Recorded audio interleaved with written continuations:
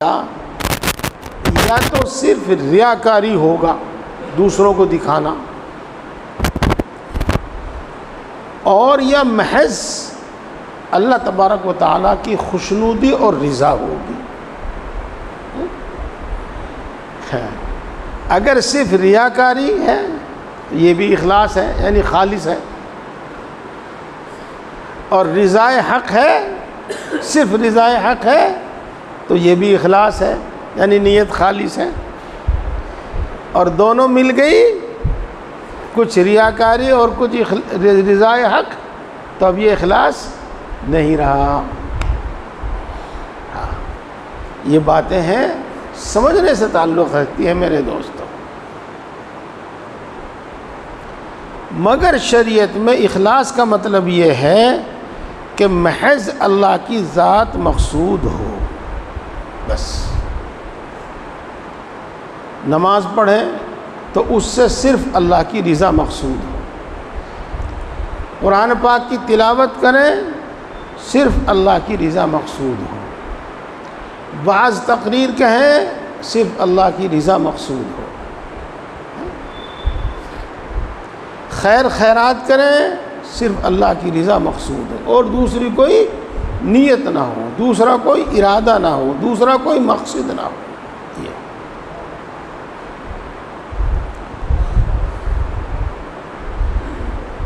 کیونکہ ما سوا کی جانب میلان، اللہ تبارک و تعالیٰ کے علاوہ کسی چیز کی طرف میلان اور ارادہ کرنے پر شریعت کے عرف میں اس کو اخلاص نہیں کہیں گے، اس کو اخلاص نہیں کہیں گے۔ بات یہ پہلے بھی آ گئی، اب بھی بتا رہا ہوں، اور بالکل کھول کے بتا رہا ہوں۔ اگر اللہ کی خوشنودی اور اللہ کی رضا کے علاوہ کوئی اور نیت کر لی جاوے تو پھر یہ اخلاص نہیں رہے گا۔ دیکھو یہ بات بالکل صاف ہے، اس کو میں مثال سے بھی بتاؤں گا، اور مثال بھی وہی دوں گا جو پچھلے مہینے دی تھی۔ ایک صحابی ہیں، رسول اللہ صلی اللہ علیہ وسلم کی خدمت میں حاضر ہوتے ہیں اور یہ فرماتے ہیں، یہ عرض کرتے ہیں کہ اللہ نے مجھے مال دیا ہے اور میں اس کو اللہ کی رضا کے لیے خرچ کرتا ہوں، اللہ کی رضا، اللہ کی خوشنودی کے لیے خرچ کرتا ہوں، لیکن ساتھ میں میری یہ نیت بھی ہوتی ہے کہ لوگ میری تعریف کریں، ساتھ میں میری نیت یہ بھی ہوتی ہے کہ لوگ میری تعریف کریں، لوگ میرا احسان مانیں، اور میں مثلا مسجد میں اتنا دیتا ہوں تو مجھے کوئی عہدہ ملے، مسجد کے لوگ، نمازی لوگ میری عزت کریں، میری بات مانیں۔ تو یہ اب اخلاص نہیں رہا، اب یہ خالص نہیں رہا۔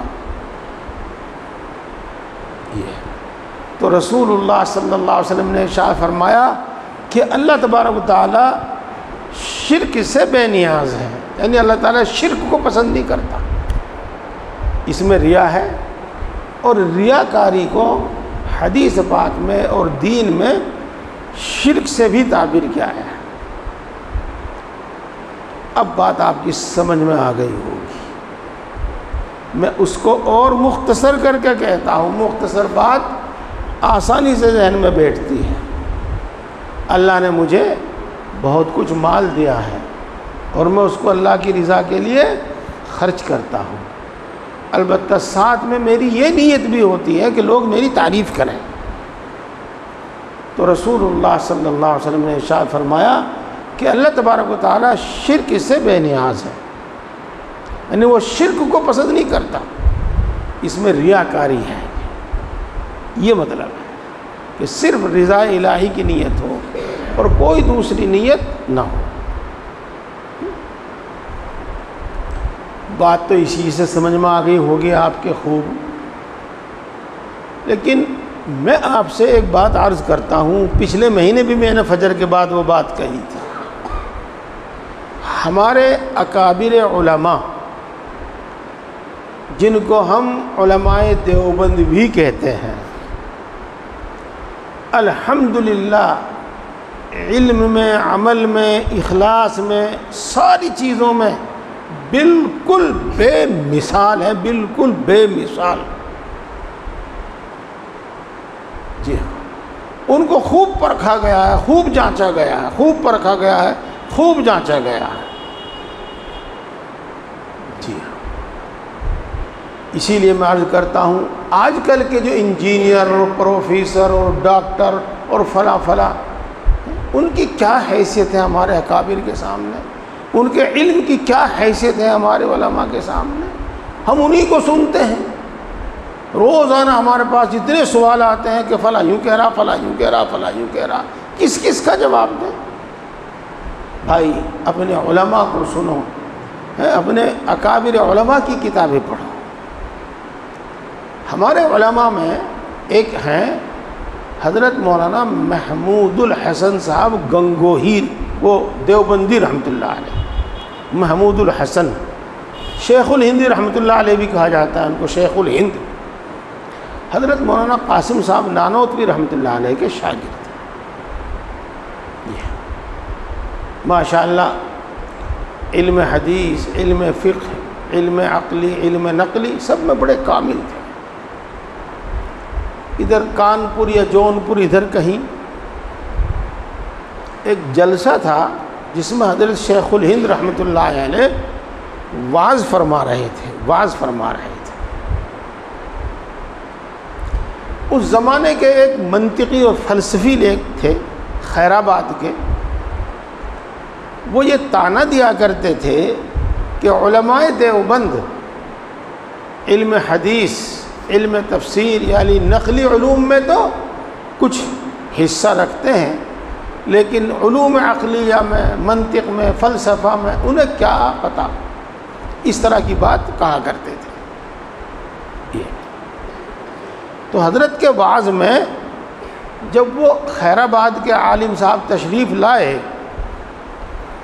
تو آس پاس بیٹھے ہوئے علماء نے یہ کہا کہ آج پتہ چل جائے گا ان خیرآبادی علماء کو کہ ہمارے علماء کے پاس علم حدیث، علم تفسیر کے ساتھ علم عقلی، علم منطق، علم فلسفہ بھی کتنا ہے، اور ہمارے علماء کا علم کیسا ہے۔ یہ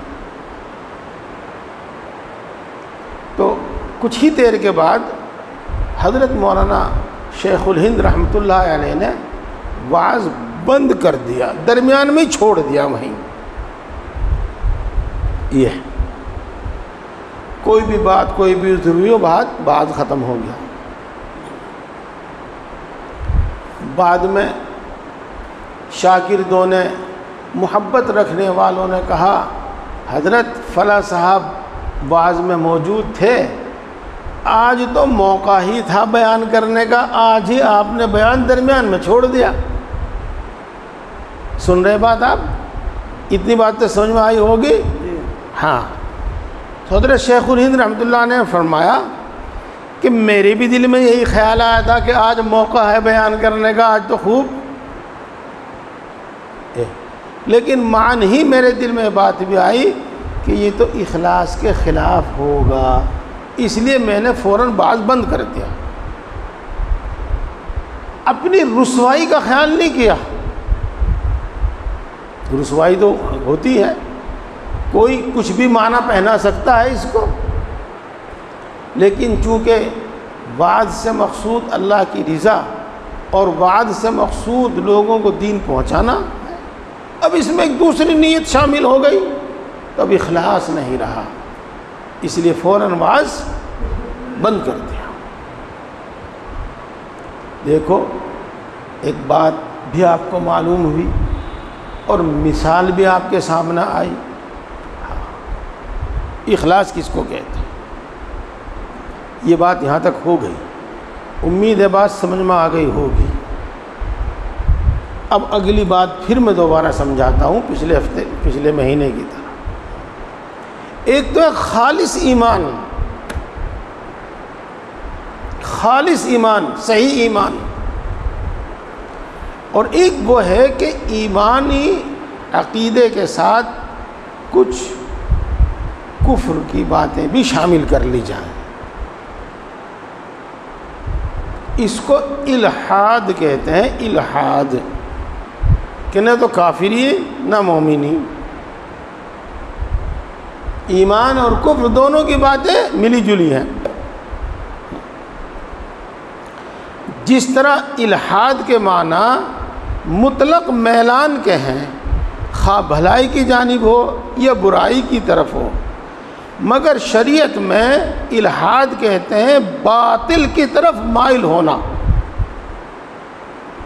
باطل کی طرف مائل ہونے کو الحاد کہتے ہیں، جس کو میں نے آسانی سے سمجھنے کے واسطے یہ کہا کہ ایمان کی باتیں بھی ہیں اور کفر و شرک کی باتیں بھی ہیں، صحیح باتیں بھی ہیں، ان میں غلط باتیں بھی ہیں، اس کو الحاد کہتے ہیں۔ یہیں ٹھہر جائیے، یہاں سے آپ کو ایک بات بہت آسانی سے سمجھ میں آ جائے۔ اگر ایک شخص آپ کی طرف بڑھے اور وہ آپ کی جیب میں ہاتھ ڈال کے جو کچھ آپ کی جیب میں ہو وہ نکالنے کی کوشش کرے، تو آپ اس کو اپنے قریب بھی نہیں لگنے دیں گے اور اپنی پوری طاقت صرف کریں گے، خرچ کریں گے کہ وہ میرا 1 روپیہ نہ لے سکے۔ ایسا ہی ہے نا بھائی؟ ہاں، ایک شخص آئے گا اور وہ دوسرے مزاج کا ہوگا، وہ آپ کو سلام کرے گا، خیریت پوچھے گا، آپ کا گھر پوچھے گا، پتہ پوچھے گا، پھر اپنی مجبوری اور ضرورت آپ کے سامنے رکھے گا اور ایسے ڈورے آپ پہ ڈالے گا کہ آپ خود اپنی جیب خالی کر کے اس کے حوالے کر دیں گے۔ دونوں کا منشا ایک ہی ہے، طریق الگ الگ ہے۔ یہ جو گمراہ کرنے والے لوگ ہیں، گمراہ کرنے والے لوگ، اگر میں نام لے دوں تو تم بھدک جاتے ہو۔ میرے اچھے اچھے شاگرد یوں کہنے لگتے ہیں کہ آپ ایسا کیوں کہتے ہو، لیکن تم پہچانتے نہیں، ہم پہچانتے ہیں۔ وہ صحیح صحیح باتیں کرتے ہیں اور سینکڑوں باتیں صحیح کہیں گے، لیکن 5-7 اس میں الٹی سیدھی ملا دیں گے، اور وہ 95 باتیں آپ سمجھتے ہیں کہ صحیح کہی، بڑھیا کہی، تو ان کے ساتھ وہ 5-6 بات بھی آپ ہضم کر جائیں گے۔ اسی طریقے سے گمراہی پھیلتی ہے۔ وہ پہلے وہ باتیں کرتے ہیں، ایسی شکل و صورت بناتے ہیں، ایسی ٹوپی، ایسی پگڑی، ایسی داڑھی لگاتے ہیں کہ عوام مرعوب ہو جاتے ہیں، اور پھر وہ غلط باتیں پھیلانے لگتے ہیں۔ اس واسطے ان سے بچنا چاہیے۔ ہاں، تو الحاد کے معنی تو کسی بھی طرف مائل ہونے کے ہیں، کسی بھی طرف جھک جانے کے ہیں، لیکن شریعت میں الحاد کہتے ہیں باطل کی طرف مائل ہونے اور باطل کی طرف جھکنے کو۔ اسی طرح عبادت سے مقصود اگر محض عبادت ہے تب تو اخلاص کہلائے گا، اور اگر اس میں ریا اور دکھاوے کی آمیزش ہے یا عبادت کے ساتھ ساتھ دنیا کے کسی بھی فائدے کا ارادہ شامل ہے تو اس کو اخلاص نہیں کہیں گے۔ یہ بات تو ماشاءاللہ آپ کی سمجھ میں آ ہی رہی ہے۔ مجھے اس کا بہت فکر رہتا ہے، اس کا بہت خیال رہتا ہے کہ بات اس طرح سے ہو کہ سننے والوں کی سمجھ میں آئے، سننے والوں۔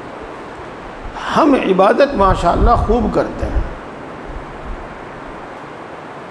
اور ہر مسلمان کرتا ہے۔ اگر وہ نماز نہیں پڑھتا تو سبحان اللہ، استغفر اللہ، لا الہ الا اللہ تو کہتا ہی ہے۔ اگر وہ نماز نہیں پڑھتا تو صدقہ خیرات کرتا ہے۔ غرض ہر مسلمان عبادت تو کرتا ہی ہے، سب نہیں کرتا، کچھ عبادت کرتا ہے، اور انشاءاللہ ہر عبادت نفع دے گی۔ ہم نے 10 عبادتیں اگر چھوڑی تو ان کی سزا ملے گی، اور ایک عبادت ہم نے کی تو اس کا انعام ملے گا۔ لیکن میرے دوستو، عبادت کرنے کے ساتھ ساتھ اس کو اس طرح کرنا ہے کہ اللہ کے ہاں قبول اور منظور ہو جائے۔ صرف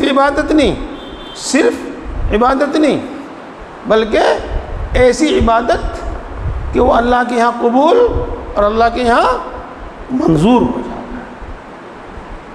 اللہ کے یہاں قبول اور اللہ کے یہاں منظور ہو جائے۔ اور یاد رکھیے اگر ہمارا کوئی ایک عمل بھی ایسا ہو گیا،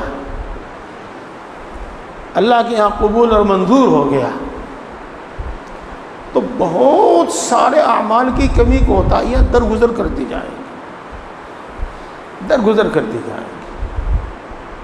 ہاں، کہنے کی تو باتیں نہیں ہوتی، لیکن کہہ دی جاتی ہیں۔ ہاں، بہت سے لوگوں کو خواب میں دیکھا، بہت سے لوگوں کو عالم برزخ میں دیکھا، جن کی دنیاوی زندگی اور ان کے اعمال کچھ زیادہ اچھے نہیں تھے، ان کی زندگی ہمارے سامنے ہے، اور ان کے اعمال کچھ زیادہ اچھے نہیں تھے، لیکن ان کو عالم برزخ میں دیکھا تو بہت اچھی حالت میں دیکھا،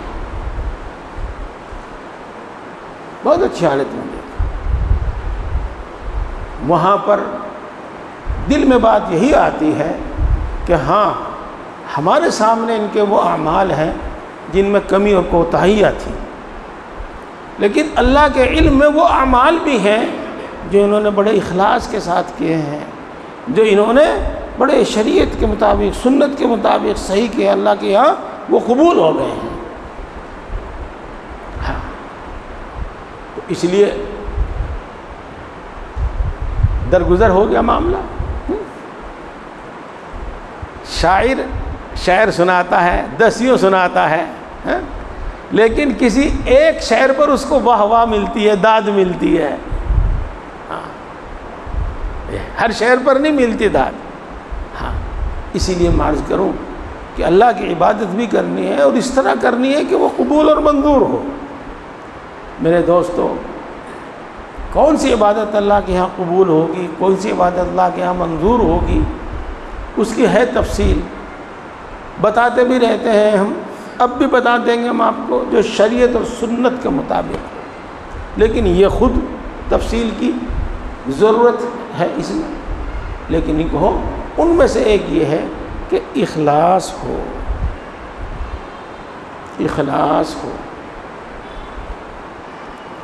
جماعت سے نماز پڑھیں تو اخلاص، صف اول میں آویں تو اخلاص،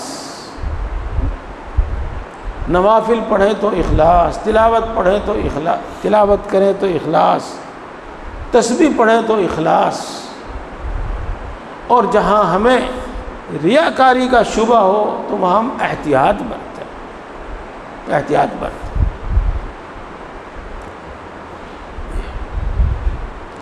اسی طرح عبادت سے مقصود اگر محض عبادت ہے تب تو اخلاص کہلائے گا، اور اگر اس میں ریا اور دکھاوے کی آمیزش ہے، یا عبادت کے ساتھ دنیا کے کسی فائدے کا بھی ارادہ شامل ہے، تو اس کو اخلاص نہیں کہیں گے۔ میں نے آپ کو 2 مثالیں دے کر لگے ہاتھ بات سمجھا دی تھی، اب آگے اسی طرح کی باتیں آتی ہیں، سنیے۔ مثلا روزہ رکھنے سے مقصود یہ ہے، مثلا روزہ رکھنے سے مقصود یہ بھی ہے کہ روزہ رکھنا عبادت ہے، اور یہ بھی مقصود ہے کہ کھانے پینے کا پرہیز کرنے سے بیماری کو بھی نفع ہوتا ہے۔ بس اس ایک کام میں دو نیتیں شامل ہو گئی تو اس کو اخلاص نہیں کہیں گے۔ ہاں، پیٹ میں گڑبڑ سی ہو رہی ہے، بھائی روزہ رکھ لو، چلو پیٹ بھی ٹھیک ہو جائے گا اور روزہ بھی ہو جائے گا،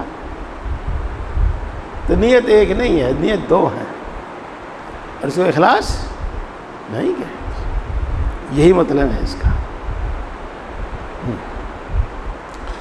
یا مثلا غلام کے آزاد کرنے سے یہ بھی مقصود ہے کہ یہ عبادت ہے، اور یہ بھی مقصود ہے کہ اس طرح کھانے کپڑے کے بوجھ سے سبکدوش ہو جائیں گے۔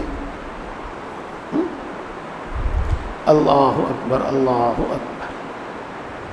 غلام کا جب ذکر آیا تو یہ بات آپ کی سمجھ میں آوے نہ آوے چھوڑ دیں گے ہم، ویسے تو سمجھ میں آئی گئی ہوگی آپ کے۔ حضرت ابوبکر صدیق رضی اللہ تعالی عنہ کا ایک واقعہ ہے۔ حضرت ابوبکر صدیق رضی اللہ تعالی عنہ نے مکہ کی زندگی میں وہ غلام جو اسلام لے آئے تھے، ایمان قبول کر لیا تھا، اور ایمان قبول کرنے کی بنا پر ان کے مولا، ان کے مالک ان کو بہت تکلیفیں پہنچایا کرتے تھے، ان کو خرید کر آزاد کیا حضرت ابوبکر صدیق رضی اللہ تعالی عنہ نے۔ کئی لوگ ایسے ہیں، یہ اس وقت تک ان کے والد محترم ایمان نہیں لائے تھے۔ انہوں نے اپنے بیٹے سے کہا کہ اگر تم غلام آزاد ہی کرنا چاہتے ہو تو ایسے مضبوط جوان غلام آزاد کرو، کیونکہ وہ بعد میں تمہارے کام آئیں گے۔ اس واسطے کہ جو شخص غلام آزاد کرتا تھا تو وہ غلام اس کے خاندان ہی کا ایک فرد سمجھا جاتا تھا، اور ضرورت کے وقت، آفت مصیبت کے وقت وہ کام آتا تھا۔ مثلا لڑائی کا موقع آتا تو وہ اس کی طرف سے لڑتا تھا۔ اس طرف اشارہ تھا حضرت ابو قحافہ رضی اللہ تعالی عنہ کا، جو انہوں نے اپنے بیٹے ابوبکر صدیق رضی اللہ تعالی عنہ سے کہا تھا جب وہ ایمان نہیں لائے تھے، ابو قحافہ۔ تو حضرت ابوبکر صدیق رضی اللہ تعالی عنہ نے فرمایا میری کچھ اور ہی نیت ہے، یعنی صرف اور صرف رضا الہی میری نیت ہے، یہ نیت نہیں ہے کہ یہ بعد میں میرے کام آئیں گے، برے وقت میں یہ میرے کام آئیں گے، میری یہ نیت نہیں ہے۔ اس پر اللہ تبارک و تعالیٰ نے ایک آیت شریفہ نازل فرمائی تھی، وَمَا لِأَحَدٍ عِنْدَهُ مِن نِعْمَةٍ تُجْزَى إِلَّا ابْتِغَاءَ وَجْهِ رَبِّهِ الْأَعْلَى وَلَسَوْفَ يَرْضَىٰ۔ یہ ہے دوستو اخلاص۔ مثلاً حج سے یہ بھی مقصود ہو کہ وہ نیک کام ہے، اللہ کے نزدیک پسندیدہ ہے، اور یہ بھی نیت ہو کہ حج کرنے سے سفر میں چلنا پھرنا ہوگا اور اس سے تندرستی اچھی ہو جائے گی، یا یہ بھی نیت ہو کہ گھر میں اہل و عیال اور بیوی کے جھگڑوں سے کچھ دن کے لیے نجات مل جاوے گی، یہ بھی نیت ہو کہ دشمنوں کی تکلیفوں سے کچھ دن کے لیے چھٹکارا مل جاوے گا، یا یہ نیت ہو کہ ایک جگہ رہتے رہتے دل اکتا گیا ہے، پس سفر میں دل بھی بہل جائے گا۔ تو اب یہ اخلاص نہیں، اب یہ اخلاص نہیں رہا۔ آج کل تو صورتحال کچھ اسی طرح کی دکھائی دیتی ہے کہ عبادت مقصود نہیں، پکنک مقصود، تجارت مقصود، سیر و سیاحت مقصود، یا مثلا الوضو کیا مگر اس نیت سے کہ صفائی حاصل ہو جائے گی اور میل کچیل دور ہو جائے گا۔ یہ بات سمجھ میں نہ آئی ہو تو یہ دیکھو گرمی سی ہو رہی، چلو میں وضو کر لوں، جسم بھی ٹھنڈا ہو جائے گا اور وضو بھی ہو جائے گا۔ اب یہ نیت خالص نہیں رہی، یہ نیت خالص۔ مثلاً اعتکاف کیا تاکہ گھر کے کرائے سے چھٹکارا مل جاوے، پوری بات۔ آج کل اعتکاف ہوتے ہیں پورے مہینے کے رمضان کے، تو بستر لے کے اس لیے پہنچا کہ بھائی 1 مہینے کے خرچے سے بھی جان بچے گی اور 1 مہینے کے کرائے سے بھی جان بچے گی۔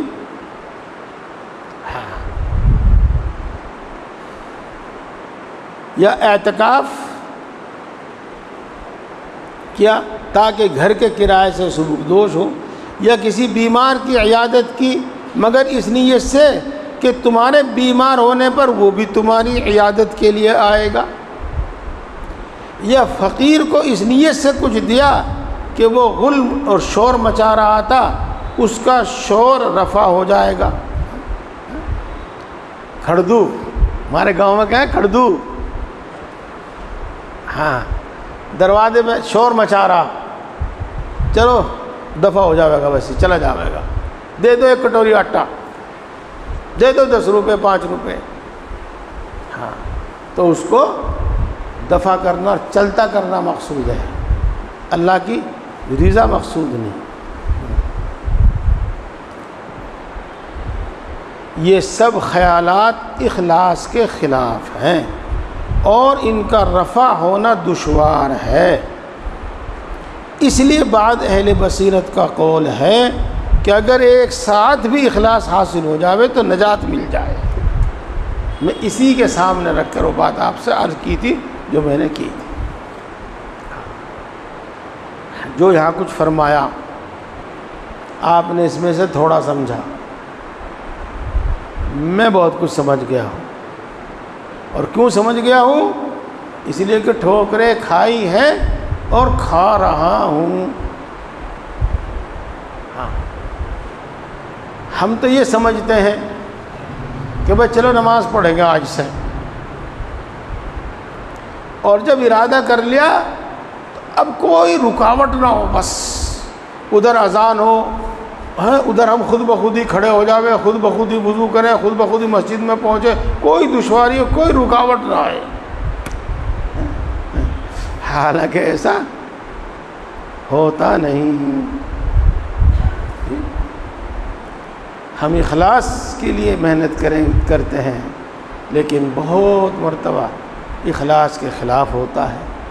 ہم اخلاص کے لیے کوشش کرتے ہیں، بہت مرتبہ کوشش کرتے ہیں، پھر اخلاص کے خلاف ہوتا ہے۔ پتہ نہیں کتنے دنوں تک محنت کرنی پڑتی ہے، کتنے دنوں تک محنت کرنی پڑتی ہے، جب جا کے دل کی وہ اخلاص والی کیفیت بنتی ہے۔ سن رہے میرے بھائی، توکل پہ تقریر تو جھاڑ دوں گا میں بھی بہت بڑھیا، اش کرنے لگو گے تم، لیکن میرے دل میں توکل بھی ہے کہ نہیں؟ بڑی محنت کرنی پڑتی ہے، بہت محنت کرنی پڑتی ہے، ہاں؟ جب جا کے کہیں توکل کی طبیعت بنتی ہے، اسی کو کہہ رہے ہیں رب ان کا رفع کرنا دشوار ہے، بڑی محنت کرنی پڑتی ہے، تب جا کے دفع ہوتا ہے۔ حضرت سلیمان درانی رحمہ اللہ فرماتے ہیں، مبارک ہو اس کو جس کا ایک قدم بھی ایسا اٹھا جس سے مقصود اللہ ہی کی ذات ہو، یعنی اخلاص کے ساتھ کوئی ایک کام بھی ہو۔ حضرت معروف کرخی رحمہ اللہ اپنے نفس کو یعنی اپنے آپ کو مارتے تھے اور فرمایا کرتے تھے کہ اے نفس اخلاص پیدا کر، اخلاص پیدا کر، اخلاص پیدا کر، نجات ملے گی۔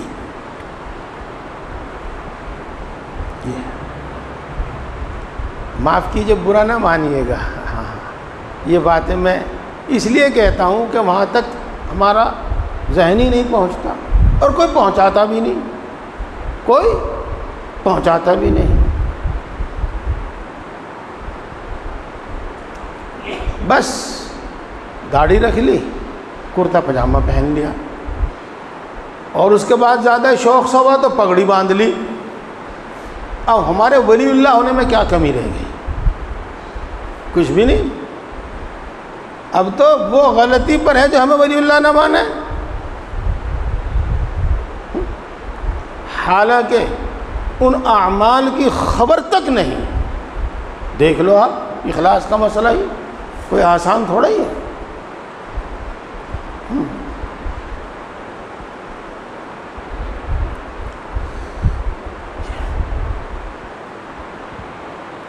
میں اگلی بات یہ بتا رہے ہیں، لیکن یہ ذرا کچھ بھاری سی بات ہے، اس کو سمجھاؤں گا تو بات الجھتی چلی جائے گی، اس کو سمجھاؤں گا تو بات الجھتی چلی جائے گی۔ میں آپ کو حضرت حاجی صاحب نور اللہ مرقدہ کا ایک ملفوظ سنا دیتا ہوں، اس سے بات آسانی سے سمجھ میں آ جائے گی، آسان۔ اور یہ جو حضرت فرمانے چاہتے ہیں، امام غزالی علیہ رحمہ یہاں جو فرمانا چاہتے ہیں وہ سب اس کے اندر آ جائے گا۔ اخلاص کی نیت رکھو اور اخلاص کے لیے کوشش کرو، اور اخلاص کے لیے کوشش کرنا کیا ہے وہ بھی سنو۔ اللہ اللہ اللہ کا احسان ہے۔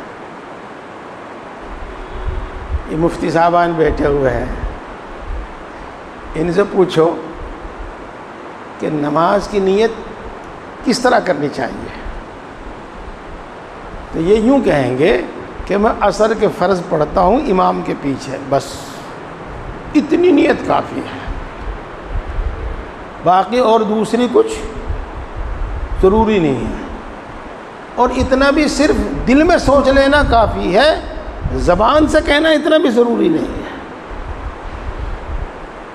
جی سب لوگ آپ کو مسئلہ یہی بتائیں گے، فتویٰ یہی دیں گے، لیکن ہم لوگ کس طرح نیت کرتے ہیں، کتابوں میں کس طرح نیت لکھی ہے، کس طرح ہمیں سمجھائی اور سکھائی جاتی ہے۔ 4 رکعت نماز فرض واسطے اللہ تعالیٰ کے، وقت عصر کا، منہ میرا کعبہ شریف کی طرف، پیچھے اس امام کے، اتنی بات ہے۔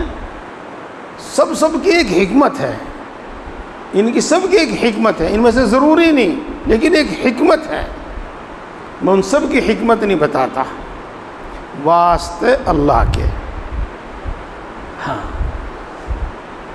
دل میں ایک بار یہ سوچ لو، اور مناسب یہ ہے کہ زبان سے بھی ایک بار کہہ لو کہ اس میں میری نیت صرف اللہ کی رضا ہے۔ اللہ کے واسطے کا مطلب یہی ہے، اللہ کی رضا ہے۔ پھر دل میں کچھ بھی خیال آتا رہے ادھر کا ادھر کا، اس کی طرف دھیان نہ دو، اور ریاکاری کی بنا پر عمل نہ چھوڑو۔ ریاکاری کے وہم سے، وسوسے سے، یا خاص ریا کی وجہ سے عمل نہ چھوڑو۔ بس عمل شروع کرنے سے پہلے ایک بار یہ نیت کر لو، بلکہ زبان سے بھی کہہ لو کہ محض اللہ کی رضا کے لیے کر رہا ہوں۔ اگر دل میں پھر کوئی الٹی سیدھی بات آ جاوے، ایک بار پھر یہ نیت تازہ کر لو، دل میں خیال لے آؤ۔ نماز میں تو زبان سے نہیں کہہ سکتے، لیکن دل میں خیال لے آؤ کہ اللہ کے لیے ہے، اللہ کے لیے۔ بس یہ کام کرتے رہو، انشاءاللہ العزیز، انشاءاللہ العزیز رفتہ رفتہ اخلاص پیدا ہو جائے گا۔ لیکن جب پیدا ہوگا، جب ہمیں پتہ ہوگا کہ اخلاص کسے کہتے ہیں، اور جب ہمیں یہ کوشش ہوگی، یہ ارادہ ہوگا کہ ہمارا ہر عمل اخلاص کے ساتھ ہونا چاہیے۔ اور اگر بھاگے دوڑے آئے اور بھاگ دوڑ کے وضو کیا اور بھاگ دوڑ کے نماز میں ملے اور سلام پھرا اٹھ کے بھاگ لیے، اس سے نہیں اخلاص پیدا ہونے کا، اس سے اعمال درست نہیں ہونے کا۔ یہ فکر ہو کہ اخلاص پیدا ہو۔ یہ کئی سطریں تھی، ان کو سمجھانے کے بجائے میں نے آپ کو بتا دیا۔ یہ بات اخلاص کی تعریف، اخلاص کسے کہتے ہیں اور کیا اخلاص کے خلاف ہے، وہ تفصیل سے آپ کے سامنے آ گیا۔ اب اگلی بات بتاتے ہیں، صدق ہی اخلاص کا کمال ہے۔ اس کا مطلب جو آ رہا ہے آگے آئے گا۔ افہام و تفہیم کے واسطے کچھ اصطلاحی الفاظ استعمال کرنے پڑتے ہیں۔ اللہ تعالیٰ فرماتے ہیں کہ ہمارے بندے وہ ہیں جو اپنے عہد میں، اپنے وعدے میں، اپنے عہد و پیمان میں سچے ثابت ہوتے ہیں۔ اور رسول مقبول صلی اللہ علیہ وسلم فرماتے ہیں کہ انسان سچ بولتا ہے اور اسی کا متلاشی بنا رہتا ہے، یہاں تک کہ اللہ تعالیٰ صدیق، یہاں تک اللہ تعالیٰ کے یہاں صدیق لکھ دیا جاتا ہے۔ حضرت ابراہیم علیہ السلام کی صفت اللہ تعالیٰ نے صدیق فرمائی ہے، اور صدق کی فضیلت اسی سے ظاہر ہے کہ صدیقین کا درجہ بڑا اونچا ہے۔ دیکھو دوستو، یہاں جو بیان کر دیا اس سے بات پوری واضح نہیں ہوئی، آگے آئے گی، اس سے سمجھ میں آ جائے گی، لیکن بات لمبی ہوگی۔ الحمدللہ ثم الحمدللہ، میرے شیخ اول حضرت مولانا مسیح اللہ خان صاحب جلال آبادی نور اللہ مرقدہ، خصوصاً ان کے ہاں زیادہ وقت بھی ملا اور ایسی باتیں سننے کا زیادہ موقع بھی ملا۔ صدق کہتے ہیں ہر عمل کو کمال تک پہنچانے کی فکر، اور اس پر اتنی محنت کہ وہ کمال تک پہنچ جائے، اس میں کمال حاصل ہو جائے، اس کو کہتے ہیں صدق۔ صدق یہ اصل بات تو یہی ہے، اور باقی یہ بتا رہے ہیں کہ 6 درجے ہیں، آ جائے گی وہ بات۔ اب میں اس کو سامنے رکھتے ہوئے اب آپ سے عرض کروں، آپ کسی ایک بات کی طرف پوری توجہ دیں۔ مثلا اخلاص کا بیان سن رہے ہیں آپ، اخلاص کی طرف پوری توجہ دیں، اور ہر عمل سے پہلے اخلاص کو ٹٹولیں کہ میرے اندر اخلاص ہے کہ نہیں، میرے اندر اخلاص ہے کہ نہیں، حتیٰ کہ ہر عمل میں دیکھیے اس کو، ہر عمل میں دیکھیے اس کو،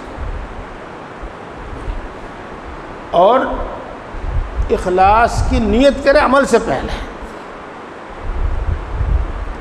پھر اگر عمل کے دوران اخلاص کے خلاف کوئی خیال، کوئی بات پائی جاوے تو پھر دوبارہ اخلاص کی نیت کر لیں، جیسے کہ میں نے بھی آپ کو بتایا۔ پھر عمل کے بعد اگر کوئی بات ایسی دل میں پائی جاوے اور پھر کچھ ایسی نیت آوے تو پھر اپنا اخلاص کی نیت تجدید کر لیں، نئے طریقے سے اخلاص کی نیت کر لیں، اور یہ کام اس وقت تک کرتے رہیں، اس وقت تک کرتے رہیں، اس وقت تک کرتے رہیں کہ یہ آپ کی طبیعت اور عادت بن جائے۔ اسی کا نام ہے صدق، اور یہی مطلب ہے ہر ایک کو کمال تک پہنچانا۔ یہ میرے دوستو، یہ چیزیں عام مسلمانوں کے لیے بھی ضروری ہیں، جیسا کہ میں نے آپ کو بتایا، اور جو لوگ اپنی اصلاح کا ارادہ کر کے اور اعمال، اخلاق اور ایمان کا کمال حاصل کرنے کی نیت سے ہیں، ان کے لیے تو بہت ہی زیادہ ضروری ہے۔ جی کیا منٹ ہے؟ ابھی ہیں.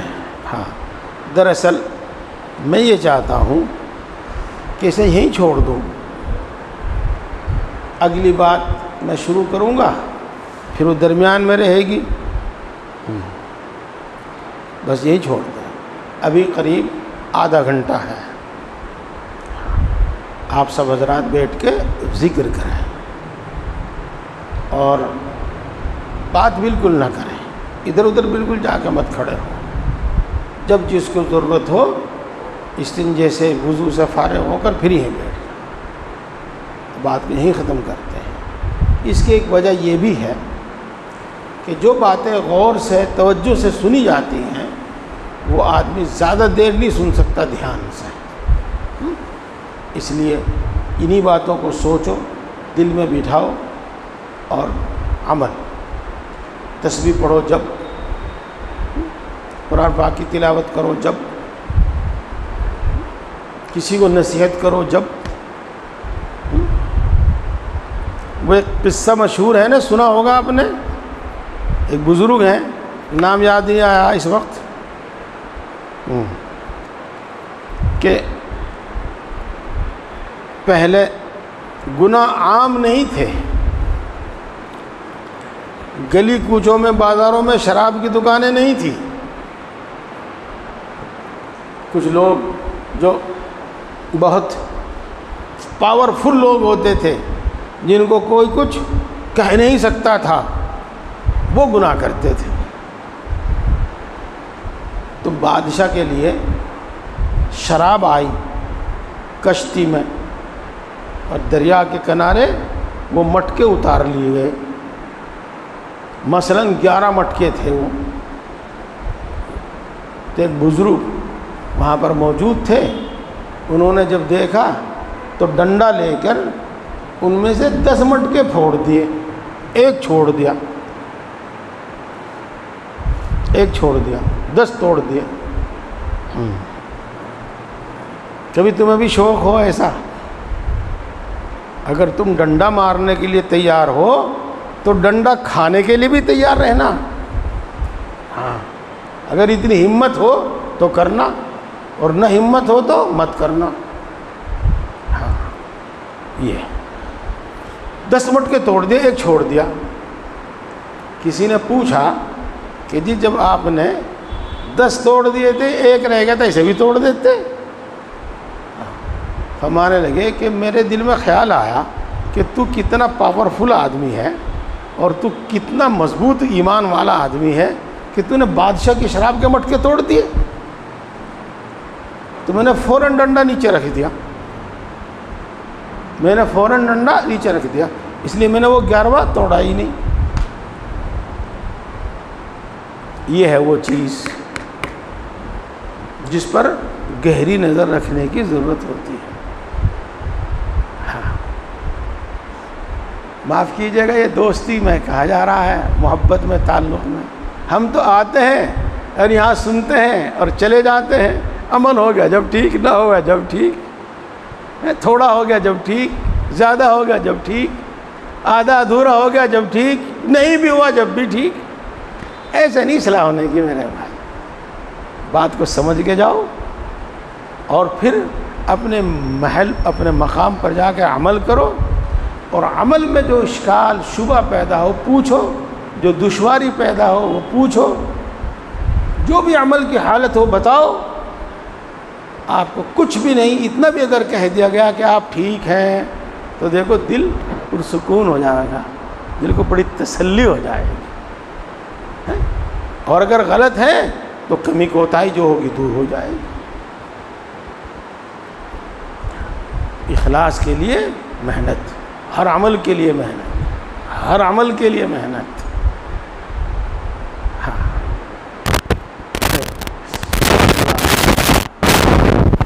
میرے دوستو، اگر زندگی بھر محنت کر کے ہمارے اندر دین، صحیح دین آ گیا، بس ہم کامیاب ہیں. اور اگر صحیح دین نہیں آیا تو پھر کامیاب نہیں ہیں. چاہے شیخ الحدیث اور مفتی بن جائیو، چاہے قطب عالم بن جائیو، چاہے بادشاہ بن جائیو، منتری، کچھ بھی، دنیا کا سب سے بڑا مالدار بن جائیو، کچھ بھی، لیکن ناکامی ہے۔ ان باتوں کو اچھی طرح ذہن میں رکھو، یقین کرو، صرف کہنے کی باتیں نہیں، یہ دل میں بٹھانے کی باتیں ہیں۔ اللہ تعالیٰ توفیق عطا فرمائے۔ میں نے عرض کیا کہ بس اب ذکر کے لیے بیٹھ جاؤ اور وضو استنجے کے لیے بوقت ضرورت اٹھیں، نہ باتیں کریں نہ ادھر ادھر کھڑے ہوں۔ سبحان اللہ و بحمدہ، سبحانک اللہم و بحمدک،